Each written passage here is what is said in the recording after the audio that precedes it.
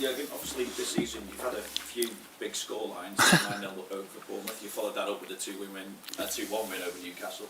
7-0 over United. Then obviously was the defeat to Bournemouth. So, what Liverpool can we expect? What Liverpool are you expecting this weekend? A good one. I understand 100% where you're coming from. Yes, that's a strange, a very average season we play so far in general, and having a couple of the highest results in this club's history, which is absolutely strange. And I think, and I said after the Leeds game that I thought the game was the best we played this season, and I know that a lot of people probably thought Leeds was not really up to it, stuff like this, but I was sad as well. I got asked the question after the game, how it's possible to play the two halves were that different. I didn't see that, to be honest. I know it was not as spectacular in the first half, but it was preparing, it was calm, it was convinced and convincing, it was good.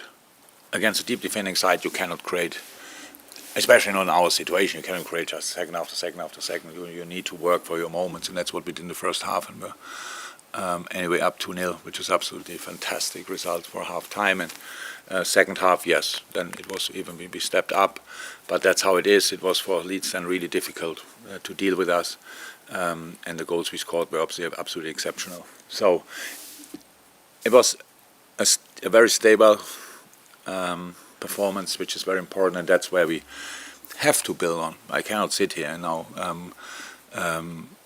guarantee any kind of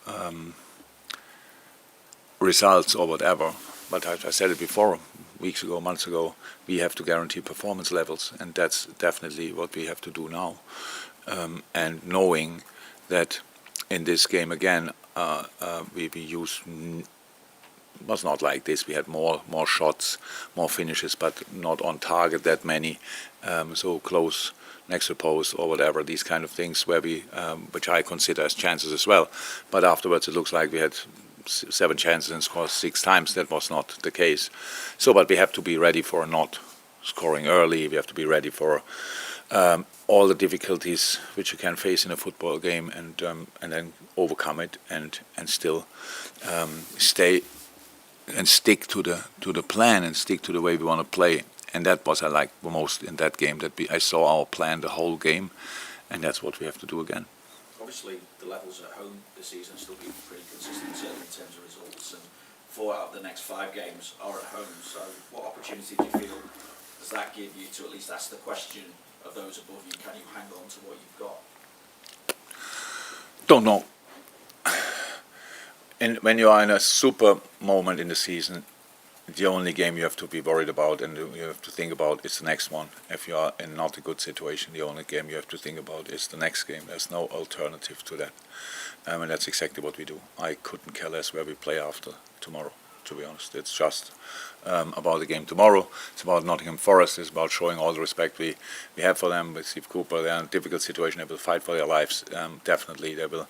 Each point they can grab will be massive, and if they can get 3, it will be super massive, and that's that's the team I expect. That's definitely the opposite of a friendly game, and that's what we have to be prepared for. But it's Anfield, and we have to use that as well. That's true. But one game. If we take it game by game, there's no other chance to do it, and then we will see. Whatever we can do in this season is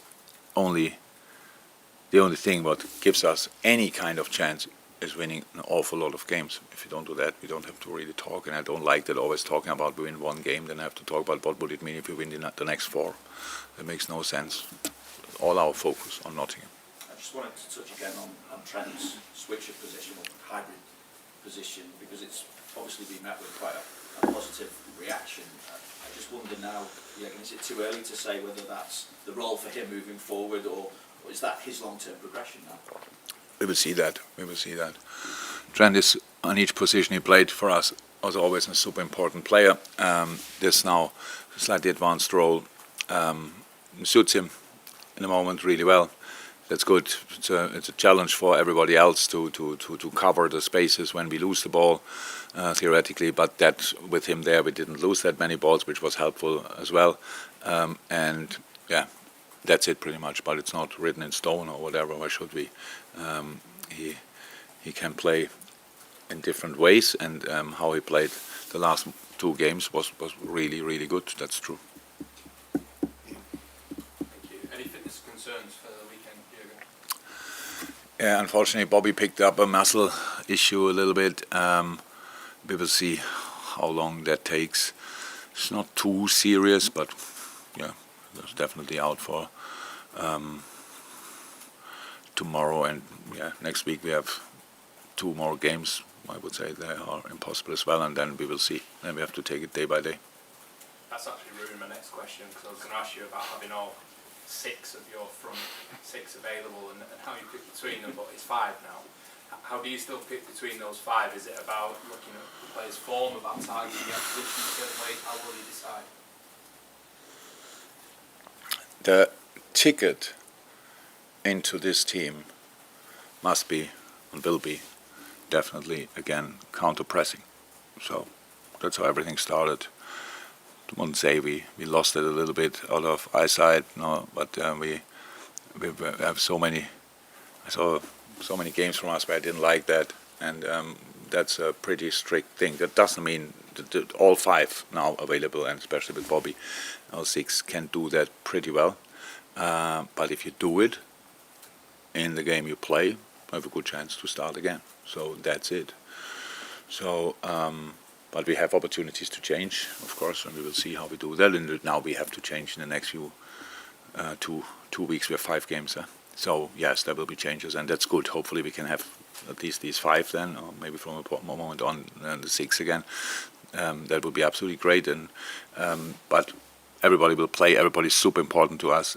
But again, the ticket will be the desire to win the ball back after we lost it, because that always we had so many times where that made a difference in football games, and especially against deep defending sides. It's super important. Otherwise, you constantly have to defend counter-attacks, and that's what is one of the most difficult things in football, because the space is really big, and sometimes better timing of the opponent, all of a sudden the speed is not a decisive thing anymore of the defender. It's just a moment, and then they're gone, and it's a 1-1 situation with Ali. So we have to do that, and that's a big part of decision making for all positions. You mentioned it with Vinny before, talking about Nottingham Forest form and what you expect from them. Do you often see a change in teams who struggle at this sort of stage of a season when they are absolutely desperate for points? Are you facing a different beast than maybe the team that's only won one of their last 14? No, so we had now our analyst meeting already prepared everything, so it's a rather pragmatic style now. It's now clear. It's long balls, early set pieces, taking them there. I know Steve can play, has the ability as a coach, as a manager to play different ways, but obviously probably confidence is not on the highest level after the recent run of results, and so going there, becoming more pragmatic, it makes absolutely sense, and that's the team we have to expect. But it starts all with winning challenges, and that's what everybody can do, and that's what they will try to do definitely. And then they have speed up front, technique in midfield, experience in the last line. So there's everything there actually. So I can't explain 100% why it didn't work out that well now. They had a super spell late last year, early this year, and then from a moment on it didn't work out for them anymore as well. But not all performances were not worth a point, or 3 points. Sometimes you have to be lucky. But the quality they have is clear, and if we wouldn't respect what we do, definitely, if we wouldn't respect that quality, we would be already on the wrong side. And because up front, David Gibbs-White, Johnson, and Taiwo, they all can cause you massive problems, and they have, obviously it's a big squad, they have much more options as well. So we will see who Steve will line up, but we accept a really tough game. Thank you. Mo Salah, if he scores another goal, when he scores another goal, will join Robbie Fowler as 6th on the list of Liverpool's all-time scorers. he's broken so many records this season, and you said before you felt it was an average season, it's been a challenging season. What does that say about him that he's continued to break those records? Yeah, I think that's no doubt. I think the really, but I know. So like when I worked together with him for so long and was always stood more or less next to him when he broke the next record. But last week when I heard him the most left-footed goals in the Premier League history, I have to say that's insane. But when you see the names below, Fowler, Van Persie, Giggs, stuff like this, Premier League greats, absolutely. So that's massive. So that's massive. And how it always is in life. As long as you are together, you appreciate some things, maybe not as much as you should. We do. But yeah, saying that, surpassing Robbie in another stat, I know that Mo likes these kind of things and will fill his tank definitely for the game. But in the end, he's not only. I don't know the numbers about his assists, but that's pretty good as well. So he doesn't forget that it's important or really nice to break a record, but much more important that we win the game. And for that, you sometimes rather pass the ball than shoot yourself. Carl? Just go back to Trent and his position. How much time have you had to work on that with him, and what does it say about him as a footballer that he's put in those performances in the last 2 games? Yeah, a week, but it's not. How I said it after I said it. It's not the first time that we play it like that. We have a lot of situations where it's slightly different, but it's not as different as we had it in some other games where Trent wasn't all the time his right back position or higher up or these kind of things. So yeah, we had a week. So that's absolutely okay when Trent is a smart player, but it's much more about how we set it up around than the Trent can play the position. We were never in doubt, but you have to set it up around that then, because there are moments when he's again, when we lose the ball, we have a different formation. Where's Robbo in these moments? Where are Virgil and Ibu in these moments? So these kind of things. How do we get him on the ball? So because that's obviously important, and we sit here and talk about it, and maybe we do it like this tomorrow or not. We will see. But if Trent shows up there, maybe gets a man marker. That's possible, obviously, and then you don't get on ball. Then we have to deal with that. These kind of things. So it's now not the solution for all the football problems we had this year, but he has potential to play that position. That was always clear, but especially in the way we do it now, with defending on the right back and offensively being there, that's absolutely fine, and we will see where it leads to. Another positional question from me. Darwin's been here most of the whole season, and he's got a decent goal return. I'm sure he's not been in the team starting recently, but is he still trying to find a role within that front three? Because he's done left, he's done sort of centre. Well, Darwin is a player with a different skill set to all our other players. So that's good. That's good. He's a real handful. He's a machine. And he will score a lot of goals. He scored already a decent number of goals, so that's all fine. But yes, of course, he's still adapting. His English is still not great, if existing at all. We are working on that massively. So it's not helpful to go through a difficult debut season for the whole team, which makes it then for a striker. How can a striker shine when the whole team is struggling? So that's not possible. But he had super moments for us, absolutely. But was injured in some moments and suspended in other moments. And that's an helpful, but it's no problem at all. This is a long-term project. And I understand that he wants to play desperately from the beginning and stuff like this. That's all fine. But we have to find for us a way that it works really for us again. And then we have to fit in the players that we really can use the specific strengths as well. And I'm completely fine with the situation. So, but I understand that Darwin is not always fine. But it's not that he smiles in my face when he realized that he will not start. It's not like this. Oh, thank you, boss. I anyway had no time. So that's not like that. But it's absolutely fine. It's that's how we have to deal with the situation. When you have 5-6 players available up front, I have to make decisions. That's good. That's good. That's how it should be, and then we will see. And the boys, the door is miles open. But the more sessions we have, the more sessions you have to show up. And he came on and was exceptional. To be honest, it was exceptional. Not only the goal he scored before that as well. It was absolutely exceptional. It was exactly the right way. Everybody who came on was like on fire, and that's what we need. And then, how I said, we have now 5 games in 2 weeks, and Darwin will start games definitely. David Lynch. Just to follow up on that, in terms of in the long term, do you see him in that centre forward position rather than on the right? Do you see him option across the front line? He's a centre forward who plays on the left when he plays on the left, so that's how it is. Yeah, but we need definitely it needs a specific setup that he can play and defend in the centre.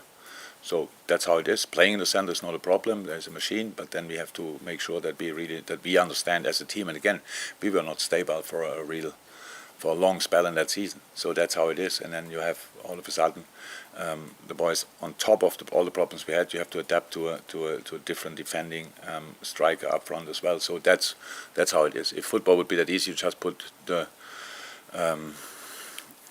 11 players with the most potential together on a pitch and then hope that it works out. And you don't need me or other managers.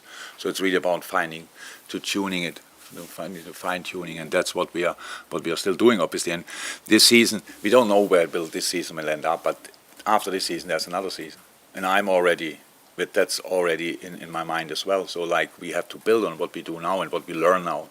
We learned a lot which we didn't want to learn, and now we have maybe the opportunity to learn a few things we really can use, and that's how I see it. And that means everything's fine. He can play absolutely both positions 100% and both positions really well, and did that for us already. And I said, I'm completely fine with it. He has to learn English. That's how it is, because of all that we can translate everything, but in training sessions we cannot have 4 languages and translate it. And I think it's football language, so that will help him massively.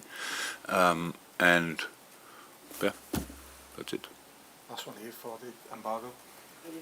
Harvey Elliott has not featured in the last couple of weeks after being almost ever present. Is there anything wrong with him, or is he just missing? He's training exceptional. Fabio Carvalho is training exceptional, to be honest. All the boys. That's the hardest part.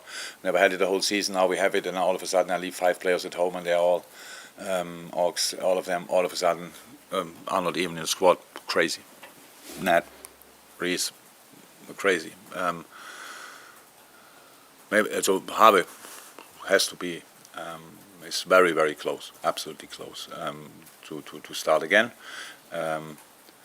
And Fabio has to say, for the situation in which he is now, with training on an absolute super level and not being involved, how he deals with it, I have to say that's kind of a role model. Not that he is happy with the situation, but he never gives up. I have to say, it's unbelievable. I think.